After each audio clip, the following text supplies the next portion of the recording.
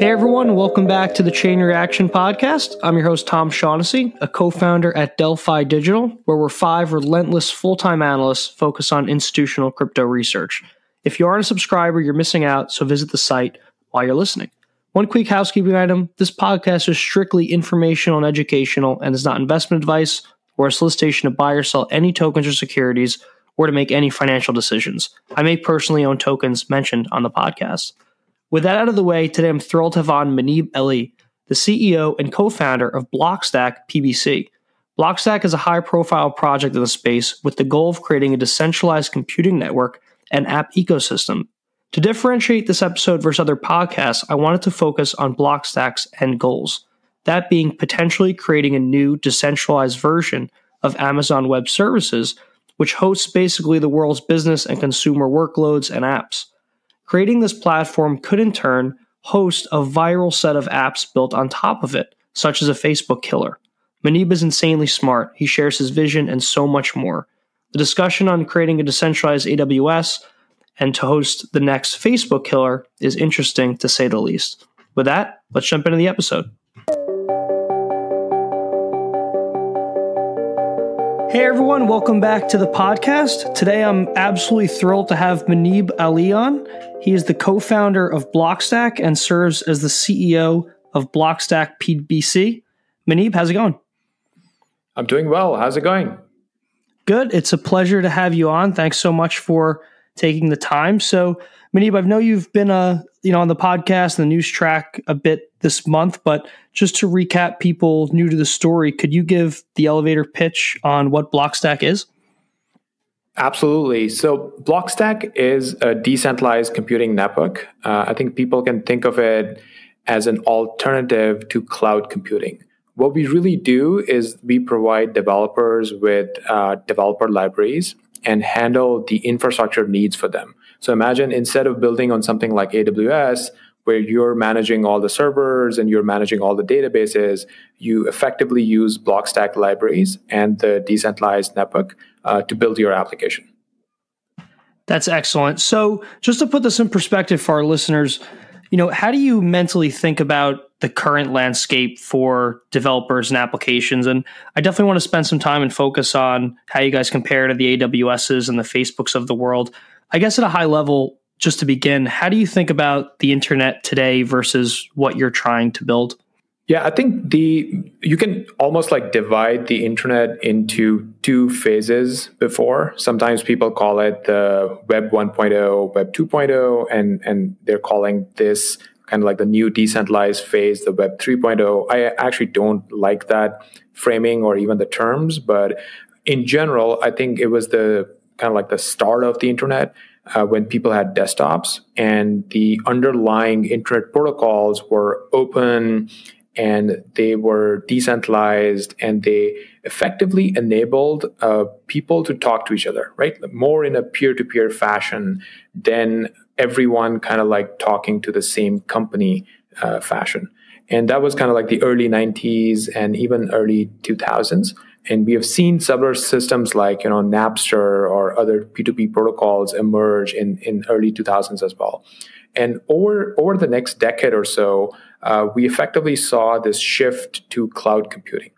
Not only that people started doing less things at their computers, like imagine your desktop or your laptop is becoming more like a dumb drive. It's just a screen and you're connected to some computer at Google or Amazon, and most of the interesting things are now happening at the server side, at the cloud side.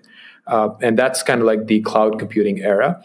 And we have all seen the impacts of this architecture where everyone is becoming more and more dependent on a handful of companies online. And we have seen in the recent years this backlash against Facebook or the policies that companies like Facebook have and how much control they have on the users. But it fundamentally comes from the programming model that instead of running desktop applications with the user, everyone is connecting to a handful of large companies and using their services. That makes a lot of sense. So, I mean, you're described, or Blockstack is described as a centralized computing network and app ecosystem, and you guys run with the tagline that you put users in control of their identity and data. I think people are pretty aware of this, but how much of people's identity and data are we giving away today, or how much is really out there? Because I feel like everything is out there. People just don't really care at this point. Yeah, it's interesting. I think 5 years ago, when you would talk to people about it, you would definitely hear that, yes, we don't care, or users in general, they don't care about it. Over the years, we have actually seen awareness around this subject where people are caring more about their data, their privacy, plus they're becoming more and more aware of potential issues with it, even to the extent that different governments around the world are also becoming more aware of these problems. Like we recently saw the GDPR bill out of Europe, which is effectively forcing tech companies to take actions that help protect users' data and user privacy, right? And we might actually see similar things in the US and other countries as well. So I think awareness is definitely on the rise. And at least in my view, this is the only direction that we would end up heading in, because there's no other way to go. We were just so used to a shockingly broken model that once we started seeing the different cracks and different problems, it will be very hard to go back. Yeah, that's interesting. I'm wondering what that inflection point will be. But going into the design goals of Blockstack and what you guys are trying to optimize for, you released your new white paper, and 3 of the design goals are ease of use, scalability, and user control.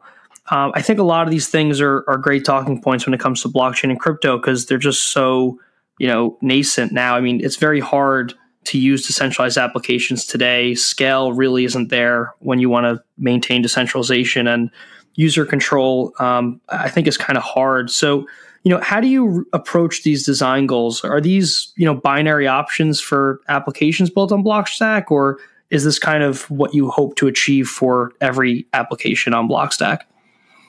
I think it's definitely something we hope to achieve for every application. And these are, as you have pointed out, these are pretty hard problems, right? And we can break them down. The first one about scalability, I think there is this broad realization in the crypto industry that the current platforms don't scale, and we need something else. There are various efforts going on. For example, the Ethereum community is trying to build ETH 2.0, and I think it is something that has been gaining a lot of attention, and there are all these different proposals that get debated and so on. I think at Blockstack, we've always taken a very different approach to scalability. I don't want to come across as, hey, I told you so, but even going back to 2015, 2016, I was pointing out to these architectures where people are trying to build the equivalent of a quote-unquote world computer, and effectively, very publicly saying that is almost impossible. And we can't do it purely from a technical perspective. And an approach here needs to be that you keep the blockchain layer very simple, very minimal. You don't put a lot of complexity, a lot of logic at the blockchain layer. And you effectively try to scale out by putting complexity at the edges, meaning the clients, right? So that your clients are doing the bulk of the work, and you reduce global state transitions. So with blockchains, like most things end up being global state changes. And this is an idea that I've been against for a very long time, that most things don't need to be a global state change. You can localize those state changes with a single user, or with a user and everyone else that is impacted by that change. Imagine a tweet, right? Like if I'm tweeting, only my followers need to know. Like everyone in the world doesn't need to know. So you can roughly look at scalability from that lens, that in the blockchain world, every single thing is a global transaction, a global state change, and that's fundamentally the wrong design approach, I think. So that's the design approach that we took, which is almost like the complete opposite of most other the work that most other projects are doing in this space, which is very interesting. That I don't think that there are a lot of projects that are following this different architecture that we tend to follow. So it'll be very interesting to see how things play out in the market. What that resulted in is you can have scalable applications that can realistically get to millions of users today on top of Blockstack, just in terms of pure scalability. How many users can there be? How many interactions that can be supported? And then the next design goal is about user control and basically making it very easy for developers to build these applications are also very hard challenges, as you can imagine. And a lot of work kind of like goes into it. And I'm happy to dig deeper into those aspects as well. Yeah, sure. So, I mean, I think it's worth hitting on scalability before we get into, user control and your private lockers. I mean, you stated that apps on Blockstack could support millions of users today. I mean, for those new to the story, are you making any trade-offs to achieve that? Like, are you trading off decentralization, or is this compute and storage hosted, on a cloud server? I'm just wondering how you achieve that, millions of transactions per second per se. So just a clarification. So it's not millions of transactions per second, right? It's we fundamentally believe that there is a limitation on how much data can be synced at the blockchain layer. Like, imagine that it's a global network by definition. So which means you need to define what an average node looks like. So you need a definition of how much memory or disk space is there at your average node. And then basically you can actually do this math on a piece of paper if you want to. And then you can figure out like how much data can be synced across this network. And then you can slice that data however you want, right? Like you could have very small transactions or larger transactions, but you would get to the rough kind of like throughput of your network. And you can't exceed that, right? So there's no magic software protocol that can actually send more data than the underlying physical links would allow you, right? So that's kind of like the limitation that we are working with over here, right? So once people understand that limitation, I think it becomes easier to argue about how can we scale more, because the only way to scale is by using the blockchain layer less and less, doing fewer things at the blockchain layer, and handling most of the complexity outside of the blockchain layer. That makes a lot more sense. I was definitely thinking about that the wrong way. So, when you think about building on the layers above layer one, I mean, Bitcoin has Lightning Network, Ethereum, I think has dozens of layer two solutions or teams working on it now, from state channels to plasma and payment channels. Tezos, I think, is also working on one called Marigold. How do you think about the competition in this space? Do you think that, Blockstack's just launching or is going live, et cetera, but, these teams are kind of hard at work already deploying layer two solutions? Do you see that as competitive, or do you think that the architecture is still fundamentally broken on those blockchains? Yeah, so I think most of the L2 solutions, at least in my research that I've looked at, they seem to be fairly early. I think Lightning is by far the most developed L2 solution for Bitcoin payments, and it has a very specific use case, Bitcoin payments.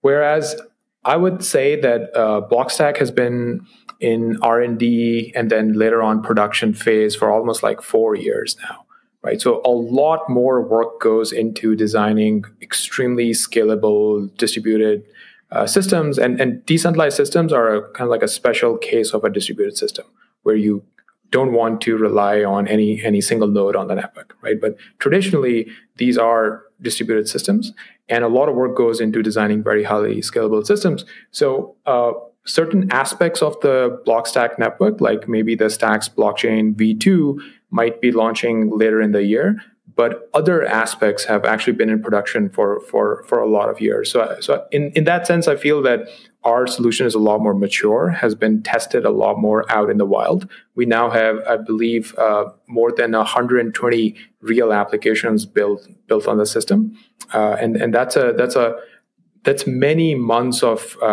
working with the developers, getting their feedback, improving our not only the core design, but also the developer libraries and how developers are actually building real things on top of these networks. We haven't started seeing developers building new things on top of a lot of these L2 projects that you mentioned.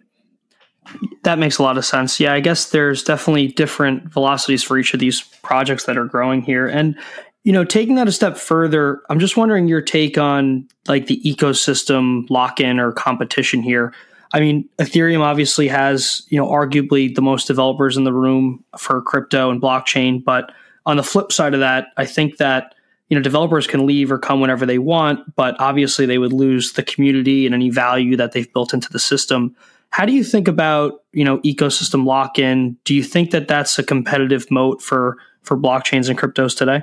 I do think the communities are very important. There's this famous saying that, hey, you can fork the code base, but you can't fork the community. And I'm a big believer in that. And I think in that sense, I feel like that's one of the strongest things that Ethereum has, because it was an early project, and there were a lot of community members who had a vested stake in the success of the project as well.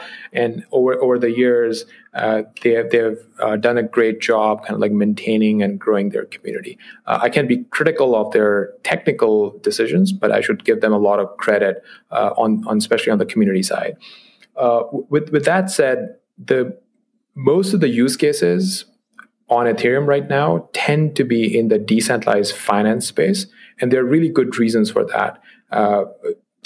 Basically, the top two reasons are: one is that the main programming interface available to developers is basically the smart contract language, whereas Blockstack has taken a very different approach, where smart contracts are used for very few things, only when you need to automate something at the blockchain layer. And otherwise, you can actually write your applications in whatever language you are comfortable in. For most people, that means JavaScript. And you're effectively kind of like working with the languages that you're used to, instead of converting everything that you want to write into a smart contract. But smart contracts makes a lot of sense when you are talking about decentralized finance. Similarly, the on-chain scalability is not that big of a bottleneck when it comes to decentralized finance applications. Like, for example, you're not going to take a loan out, 100,000 times a day. So decentralized finance tend to be a good fit, both from a scalability perspective and the fact that most things need to be a smart contract. Whereas if you look at Blockstack, the 100 plus or 120 plus applications that I mentioned, they're general purpose Web3 applications.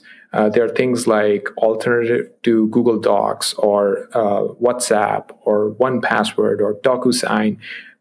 These applications, they're not your typical financial transactions that you're talking about. And they don't even need to do that many things at the blockchain layer. And developers feel more comfortable writing them as normal programs instead of expressing them as smart contracts. And I think that's an area where we are seeing a lot of traction. And frankly, most of the developers that end up building on Blockstack actually don't operate in crypto at all.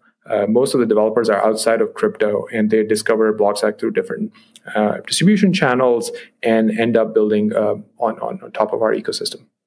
Muneeb, one question there. Do you think that it's more important for Blockstack to attract those, I forgot the estimates, I think it's like there's 20 million devs around the world or something. Do you think it's more important to attract those devs, or do you think it's more important to attract the current crypto and blockchain devs? I think my view there is very, very clear. It is way more important to attract developers outside of crypto for two reasons. One, it's a much, much bigger market. But secondly, and this might be a little bit controversial, I actually think that most of the good developers are outside of crypto. In general, there are obviously really good engineers who are already working in crypto, but the general quality of people who are actually trying to build on top of platforms tends to be not that high right now. And that seems to be a systematic problem, because those developers also don't fully understand the trade-offs of the system that they're building on, right? They kind of like take the feature set of the underlying platform at face value and effectively believe whatever the project marketing material says, instead of like looking under the hood and making intelligent decisions themselves about how should they architecture their application for security and scalability. Great caller. So, Muneeb, just summing up, I mean, you guys are more focused on having, like, say, AWS as a competitor or Microsoft Azure instead of Bitcoin, Ethereum, and say Tezos. You guys are way more focused on, real applications and attracting the devs. You're not competing on like normal crypto or blockchain metrics, I feel like.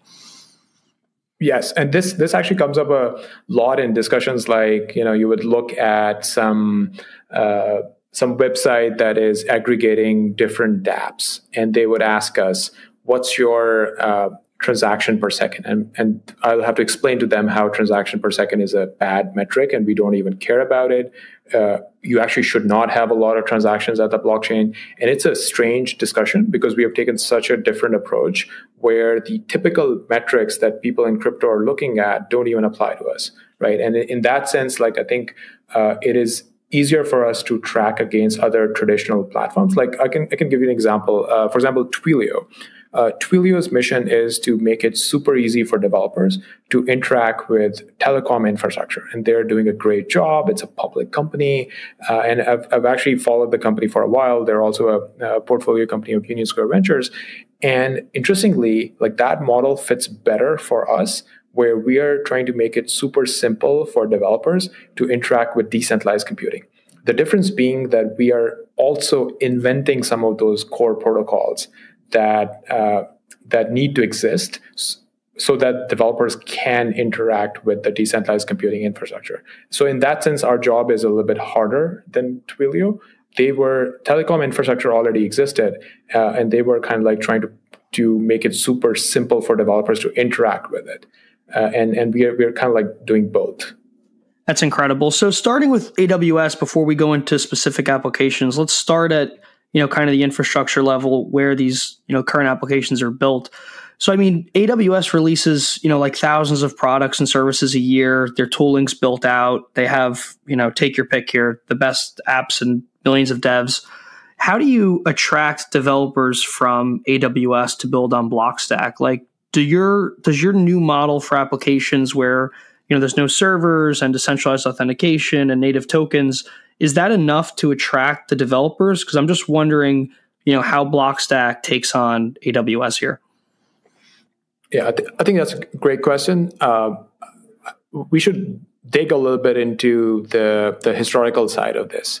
So let's say that you go before cloud computing, and the standard model for building your applications back then was you have to go and purchase hardware. You have to purchase your servers. You have to go and get licenses from, let's say, Oracle or somebody else for your databases. And so starting a company was a very, very expensive thing back then. You would have to raise like a couple of $1 million just for infrastructure costs, upfront costs, by the way, and just to get started, right? And cloud computing changed that. It was a big jump. It was a big jump in the sense of now it's easier, cheaper, faster for developers to start their applications without paying upfront for the infrastructure, right? So they would just, initially deploy some server on AWS, and if they're getting more users, they can actually start deploying more virtual machines, and a set of different technologies actually enabled cloud computing, including virtualization, including kind of like this economies of scale at the data centers layer, where these companies were able to kind of like optimize their costs versus every single company trying to maintain kind of like their own servers and so on. So a bunch of factors contributed to that, but the end result was that it's now easier, cheaper, faster for developers to build on cloud computing versus the old way. The old way in many ways had no chance. And most of the world ended up building on top of cloud computing, not just AWS, but cloud computing in general, right? Fast forward kind of like a decade after cloud computing, what we are noticing is, again, due to several factors, with things like Bitcoin, things like, having the possibility of these decentralized protocols, where you don't need a single company for coordination or managing these systems, but a large part is like incentive structures and having an entire economy around these crypto tokens as well, without which I don't think it's possible for decentralized computing to exist. So it's not just the technical nature of it, but the fact that so many other factors are also contributing to the rise of this industry. What's happening is that just like earlier, you did not need to go and buy your own hardware. Similarly, when you compare decentralized computing to cloud computing, what we are saying is you actually don't need to go and rent servers on AWS at all, because you're not keeping data with the server. You're actually keeping all of your data with the users, and you don't need to run databases and pay a lot of costs. So for the developers, it ends up being the same story of like, this is just easier, cheaper, faster, and I'm going to build my applications in this new way versus the old way. That makes sense. So, when you think about the storage and the compute per se stored with the user, I mean, mentally, I think a lot of people abstract that away. Like, it's not on AWS anymore. It's with me. But, where exactly is that stored? Like, do I have to go out and buy a flash drive or an extra hard drive for my own, data locker, or who exactly is housing that? Yep. So we've done a lot of work on the storage side precisely for this reason, because someone needs to pay for storage. Someone needs to make sure that that data is reliable, is available. And the approach that we took is we basically developed a new type of a wide area file system. It's called Gaia, and it gives users these private data lockers. So logically, what it looks like is that every user has their own kind of like private encrypted home drive where data from all the different applications that they use is effectively in different folders on their home drive. And just like kind of like in the good old days of desktop computing, where you could have that data on your main hard drive, or you could have it on a backup drive, or you could try to put it like somewhere else. Interestingly, we are making it easy for people to have multiple backups of this data. Right, so you can have it on your computer. If you want to buy some extra hard drive, plug it in, you can have a copy there as well. But most importantly, you can actually store it in a secure, encrypted way with existing cloud storage providers. And I think that's the critical thing, where we repurpose storage that's available in data centers and repurpose it in a way that is fully decentralized. And users sometimes already have an existing relationship with that company. Like, for example, let's say I'm a Dropbox user.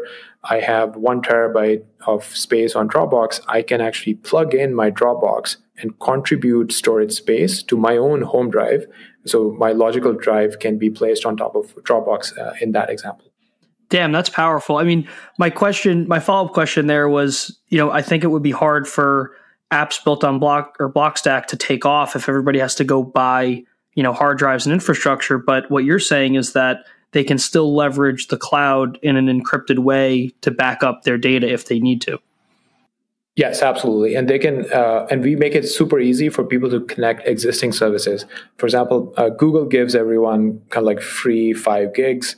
You can just connect that, or you have some storage space on the laptop or the desktop you're on, right? So that's a default place to start with. And even we as a company give users some amount of free storage on a service that we are currently running. And obviously at some point, we won't be able to just hand out this free space, but it's a good bootstrapping mechanism where instead of asking users to set up and connect their Dropbox or Google Drives, we can just give them some small amount of free space. That's incredible. So in reality, you guys, in reality, you're not so much competing as you're actually leveraging that cloud infrastructure, which is amazing as well. But do you think in your mind that there's anything AWS can do to basically, put you guys out of business or be really competitive? Like, could they amp up their security and say, hey, every file is ultra encrypted now, or anything along those lines? Or do you think that fundamentally they won't be able to compete with you guys? I think the value add from our applications is coming from the utility of the applications, right? So if a user is using, let's say, Graphite for kind of like writing up documentations or spreadsheets, and a user is using another app called Blockstack for actually signing documents between users, that's where the utility is coming from. Storage is kind of like a low-level thing and especially when they can put their data anywhere they want, they can migrate very easily from one provider to another. So the storage kind of like becomes a commodity.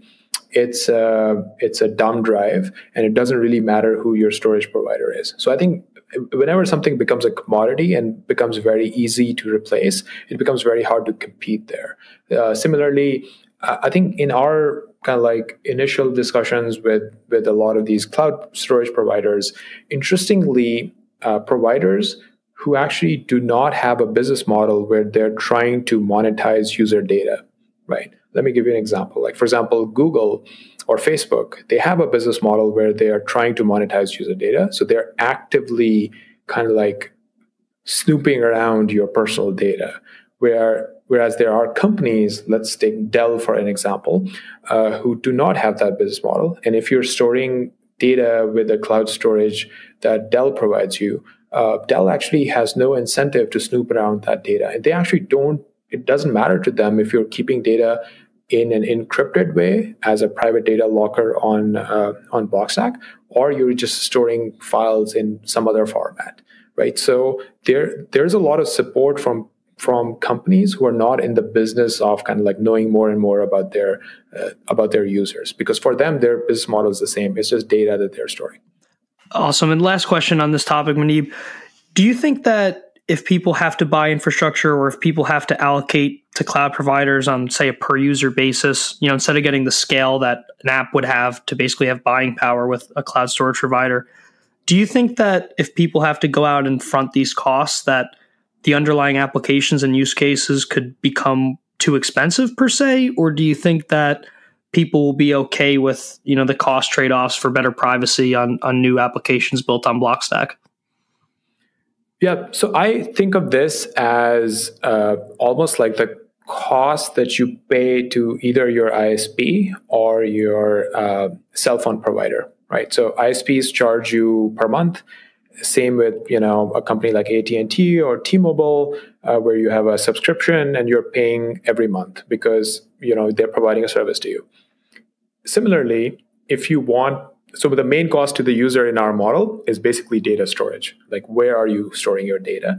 And if you are, let's say, paying $7 extra on top of your normal internet bill to have an encrypted private data locker for all of your apps, I think that is something that over time people can have a mental model for that. That yes, this is something where I pay to use the internet, right? And every single thing I do on kind of like this new internet touches this drive, and I need to pay for it. So that's kind of like the model that we are operating in. And then we've had discussions with several developers who might be interested in actually subsidizing these costs as well, just like we are right now. We are running a free service because it matters to us to get more users on the platform right now, and it makes business sense for us to provide that free storage. All comes full circle. So we've discussed how you guys are going to compete with AWS on the infrastructure layer. I do want to go into some specific examples on apps later on, but before we get there, let's just spend a little time on the developers, because I think that you and I would both agree that they're just central to building out an ecosystem. You said you guys had 120 apps built on Blockstack already. I'm just interested, how easy is it for developers to build on Blockstack? Is everything built out from a tooling perspective, or is there a lot of work? And, just for context here, I mean, as we discussed, AWS makes it pretty easy. Polkadot is building out Substrate, which is basically, drag and drop to build apps and blockchains. And Ethereum and a bunch of others obviously have a multitude of tools out there as well. Yeah, so it's super simple. Obviously, we are constantly improving our tooling. And to give you an idea of like these 120 applications, in Q4, these applications went from, I believe, 17 to 46. And then they went from 46 to 84 in Q1. And now, so far in Q2, I think we've crossed like 120 applications. So that would give you kind of like an idea of how rapidly are these teams building applications on top of Blockstack. And the main reason why they're able to do that is because it's relatively very simple. Our goal was that it should not be harder to build your application in a decentralized way than it is to build in a traditional Web 2.0 type of system. But I think in many ways, it's actually simpler to build your application this way, because imagine, let's say you're a front-end engineer and you want to build an app. In the traditional sense, you would first have to go and pair up with a back-end engineer, someone who can actually who understands databases and servers, and it can actually handle the back-end infrastructure. In our world, there is no back-end infrastructure, right? There are just these libraries that help you interact with the Stacks blockchain or the Gaia storage system or the auth protocol, but you don't have to actively manage your own backend infrastructure, which is a huge advantage for developers because they can just focus on their own app logic and build their app. interestingly, another thing is that developers also don't need to learn smart contract languages. So there is a smart contract language called Clarity that we have, and we can go into it if you're interested. But for most of the use cases, you're actually not writing smart contracts. You're writing general purpose, typical applications that you would be building in the more traditional client server model.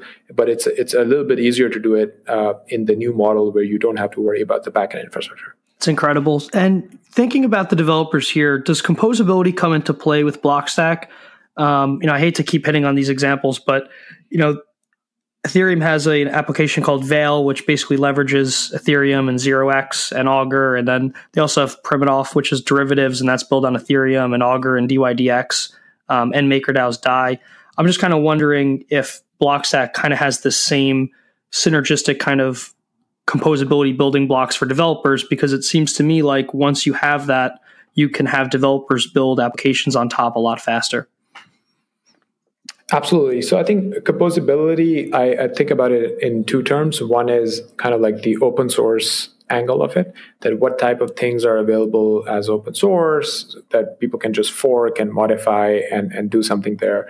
So in that sense, there are some example applications built on top of Blockstack where, let's say it's a very simple blogging app, someone can fork it and try to modify it into something like a Twitter.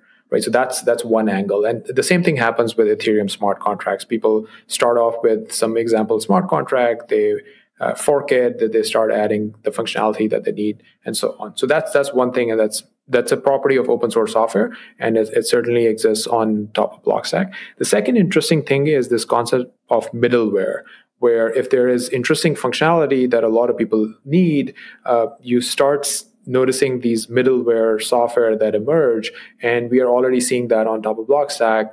More specifically, there is a software called Radix. So it emerged from needs of like certain developers who wanted some sort of a notification service, or they wanted more traditional database-like interfaces to work with, because they're mentally it's easier for them to think of interfaces in terms of databases as they're used to in the typical manner. So this service almost like organically emerged on top of Blockstack that is now being used by a lot of applications, right? So that's this type of middleware is actually very interesting because it packages a lot of common functionality that developers need into a single layer that can then be reused. Wow. Yeah, that's powerful. And just closing out this thought, are there any applications built on Blockstack? I know it's early that you're thrilled about or that you didn't see coming. I know you mentioned Graphite earlier today.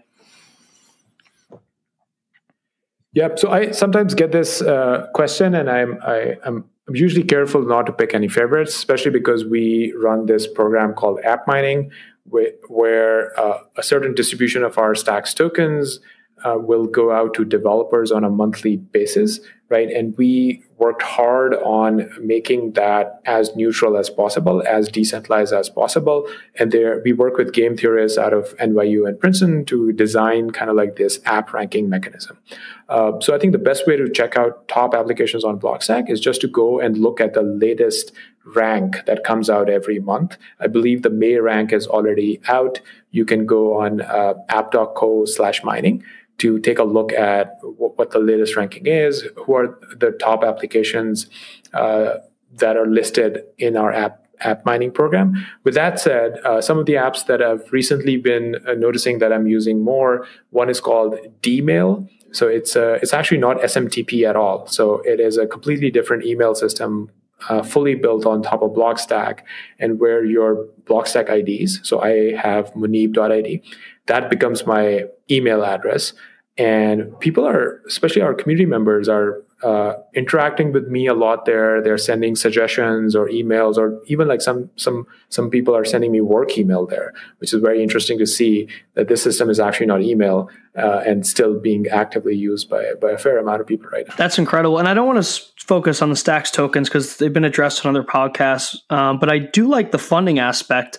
Could you briefly give an overview of that? Because I think funding is really coming to a head in the ecosystem because core developers aren't getting paid, projects don't have sustainable funding models.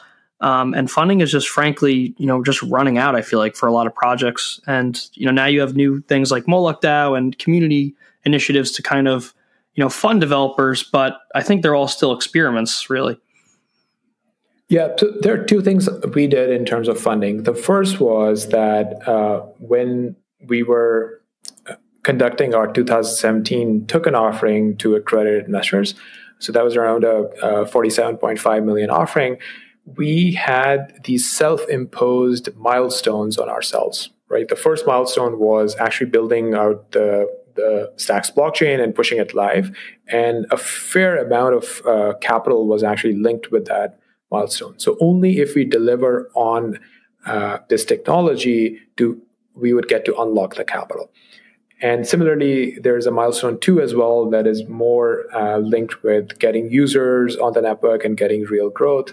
And I think like that kind of approach was very helpful in keeping the team focused and also keeping the team very lean as well, because we only had access to 20% of the capital for the longest time, right? So on paper, it was a 47.5 million token offering, but only 20% of that came out as R&D for the core team. And I think in many ways that is actually helpful, because if you look at advice from Y Combinator or PG, so our team went through Y Combinator back in summer of 2014, like they would explicitly tell you that more money can sometimes end up harming you as well, because you end up thinking that you can solve problems just by throwing more money and people at it. And usually, like that's not the right approach. A smaller focused team can sometimes end up executing much better and much faster. So that was one aspect of fundraising for us, where the bulk of the money was actually unlocked when we launched our network just in Q4, and so we do have access to capital. Secondly, we are very actively thinking about incentives for developers, and so on the Stacks blockchain, it's not just the miners that get the tokens, but it's all the developers who are adding value by spending time and effort building applications as well. So this idea of like what incentives do people have to actually come in and develop the ecosystem or develop applications on the ecosystem? We address that problem head on by having very explicit token allocations and distribution mechanisms and fairly sophisticated app ranking mechanisms kind of like built into the core protocol. That's incredible. That's a really interesting way to approach funding. And I like the milestones. And, you were right. You guys were first on that because, or, to my knowledge, you were first on that because I think Aragon just launched a funding initiative where projects can raise based on milestones. So that's pretty interesting. And Muneeb, just to close out, I wanted to discuss basically the end game here, which would be kind of a viral app built on Blockstack. And I think that social media comes to mind a lot because of, you have EOS launching The Voice. I have my own concerns there, but you also have Facebook launching Global Coin. So I'm kind of wondering your take, I guess, before we dive into it on a high level. Do you think a social media platform like Facebook or Twitter that tacks on a crypto can compete with a more blockchain native based application that's built from the start? I think it's very hard to say. It really depends on the execution of the team. Like how serious is the company and how willing are they to kind of like throw away their existing business models and completely try to focus on a crypto-based business model where giving value back to the users. So at the end of the day, it's all about, making your system more inclusive. Like, for example, if you look at Twitter or Facebook, all of the value on these networks is being generated by the users. Users are generating all the content. They're interacting with people that they know. They're bringing their kind of like relationships to these platforms. But the companies are benefiting from it. If anything, the ads that people see is a bit of an annoyance for them, and almost like a tax for using these free products, whereas they're adding so much value to the ecosystem, right? So fundamentally what's happening is that you're trying to move towards a world where these users would have a vested stake in the success of a social network, right? And I think that's a very, very powerful thing.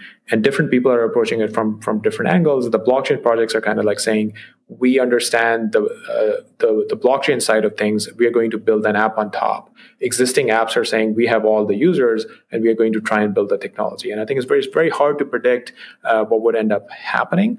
Our approach is a little bit different. We are saying that we are not going to try and build applications on our own blockchain and developer platform.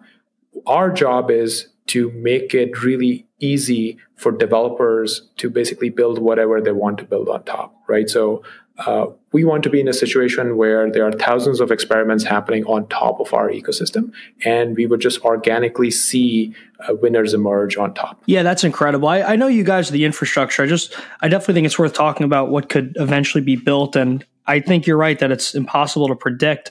I'm just wondering if a social media site was built on Blockstack, and let's say it's working and it's pretty powerful and well used.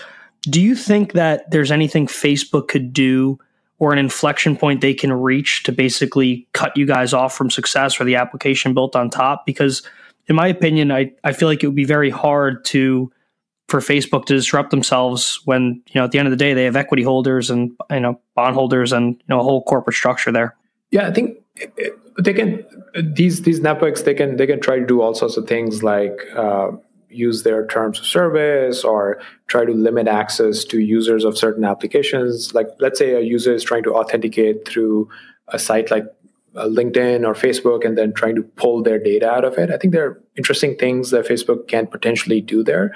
But then there are regulations as well. Like, for example, if there needs to be an option for a user to kind of like download their data, then that option can also be used for users to migrate away to a decentralized social network, right? So there are limits to things these large companies can do, especially like if a network is not even relying on kind of like migrating existing users, but it's just like, here's a new network, we will just bootstrap it from scratch. There's almost like nothing a large company can try to do in terms of like stopping a movement towards a decentralized social network. I think the challenges there are more in terms of these interfaces currently being more clunky, or people having a hard time getting over the network effects. Like, if all of your friends are on Facebook, it's very hard to join a network where nobody's there, right? So it's those challenges that are, I think, harder to overcome than basically worrying about what a large company can do to stop you from building a decentralized social network. That's incredible. And thinking about inflection points for users, I mean, I know we discussed this, but it's kind of like users don't care about their privacy today. And, a key driver for, I think, you guys and the blockchain space is empowering these users to basically own their own data. What do you think an inflection point could be where people say, okay, you know what, I finally had enough. I want to actually control my privacy. Do you think it's, Facebook getting hacked, or do you think it's a generational shift when the next generation comes online? What do you think the inflection point is for actual users? I think I think it's a very complicated thing in general, and there are multiple factors. I'm going to try and touch upon a few of them.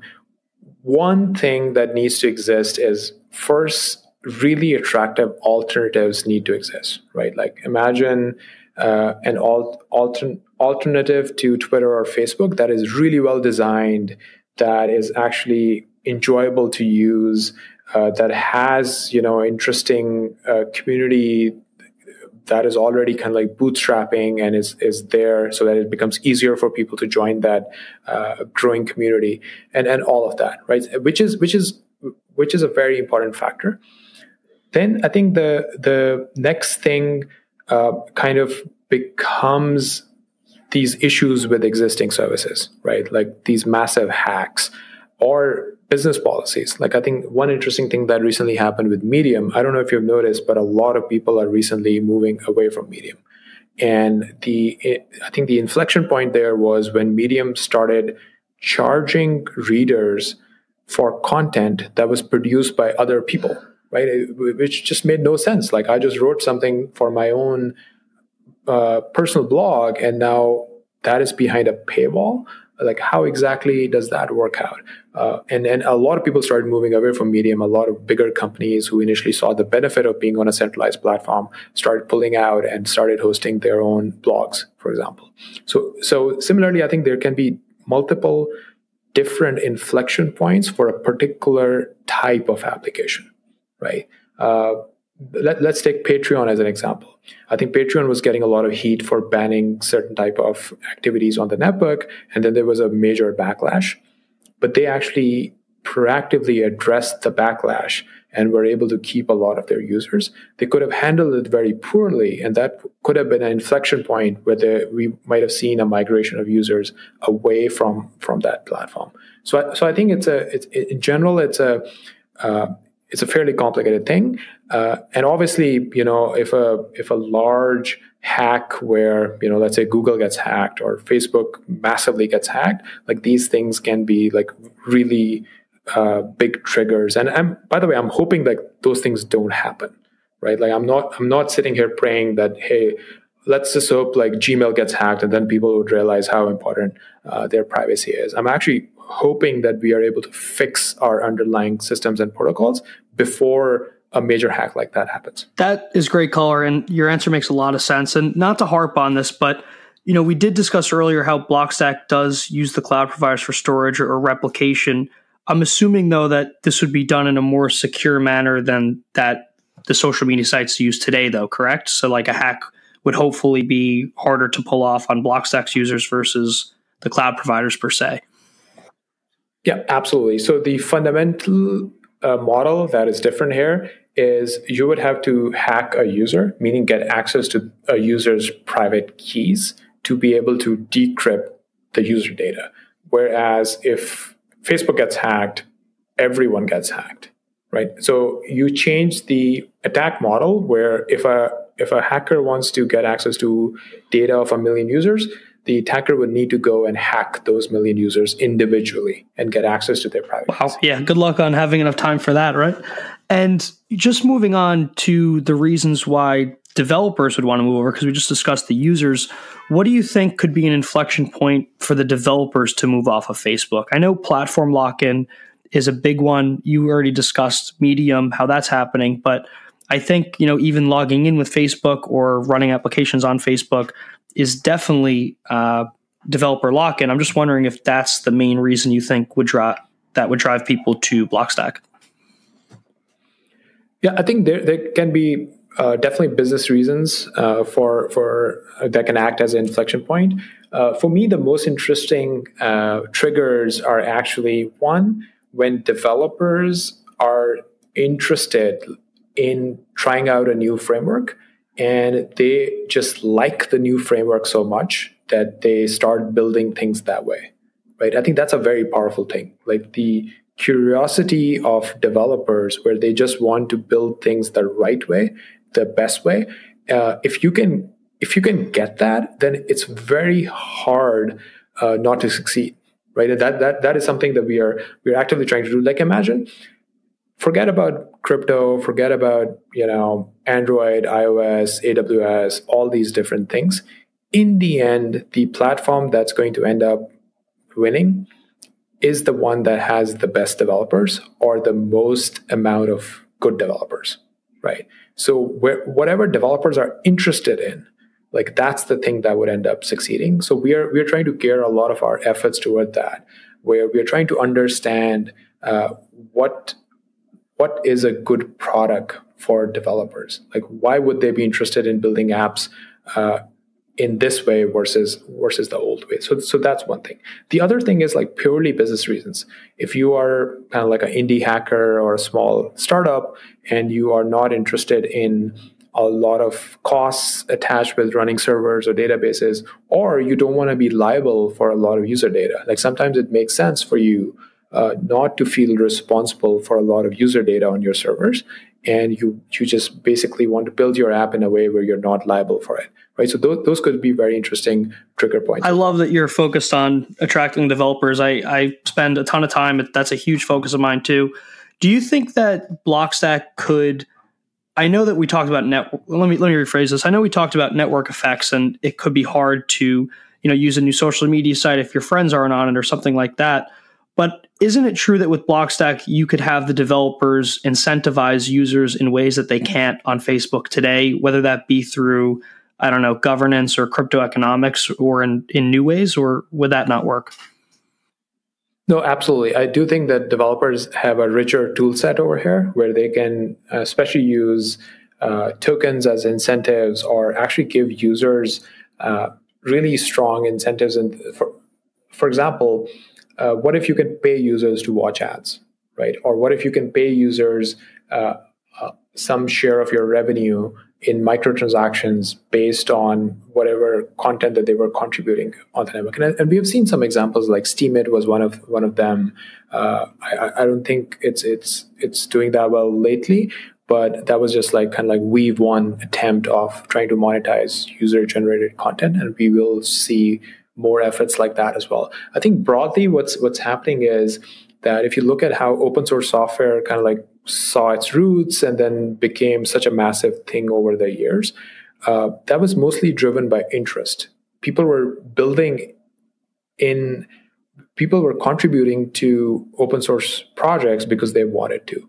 Whereas you look at crypto, it's not just open source and open protocols, but there are really strong incentives available to contribute to these protocols and these open source projects as well, which kind of puts a lot more fuel on the fire, and we might actually see more rapid adoption from developers, because it's not just that they're interested, but there are strong incentives for them to basically do work on these protocols. That makes a ton of sense. And Muneeb, if you had a lunch with Mark Zuckerberg, or you guys were able to talk for, say, an hour, is there anything you think you would ask him to do differently or to change? Or are you guys just so different at this point that basically whatever's built on Blockstack and whatever's built on Facebook is just always fundamentally going to have different design goals?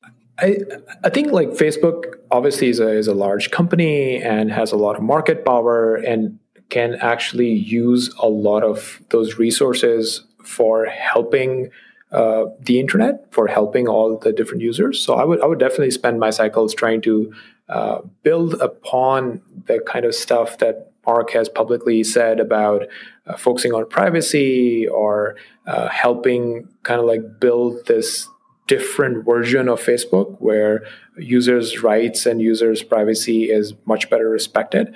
And I would actually try to spend more time educating him on kind of the different technical challenges. In a way, we have a 5 years head start, right? So I would try to synthesize some of our learnings and try to help them understand what the challenges are and how they can realize the direction that they're trying to set. So it's always hard for me to predict, how serious the company is in terms of really going in that direction. But if they're actually serious, I think my gut reaction would be to try and help them as much as possible. That makes sense. And my last question for you, Muneeb, I know we didn't really talk about this, but regulations could be a potential headwind or be terrible for Facebook or even AWS if, say, a government wants to break them up or wants more control or wants to enact monitoring or regulations. Do you think that could be a major driver to drive developers and users to Blockstack? Or do you think Mark Zuckerberg and AWS basically have the ear of the regulators and that will never really be a concern? This particular question, let's just say that broadly it's my view that antitrust type of regulations would become more relevant in the coming years, and that can put more pressure on these large companies to take decentralization more seriously. That's incredible. Well, Muneeb, I wish you the best and the entire team. You guys are really driving home a lot of your values and points here, and I commend you guys on all the attention, and it's been a pleasure having you on. Thank you so much. Thanks so much for hosting me. And I really enjoyed the fact that we ended up discussing most of the technology. No, just trying to differentiate this. I covered you guys way back when at Oppenheimer and the blockchain white paper I wrote there before leaving. And I've always had an eye on you guys for a while. Awesome. Hey, everyone. Thanks for listening to the podcast. If you learned anything, please share the episode around and give us a 5-star rating in the iTunes store.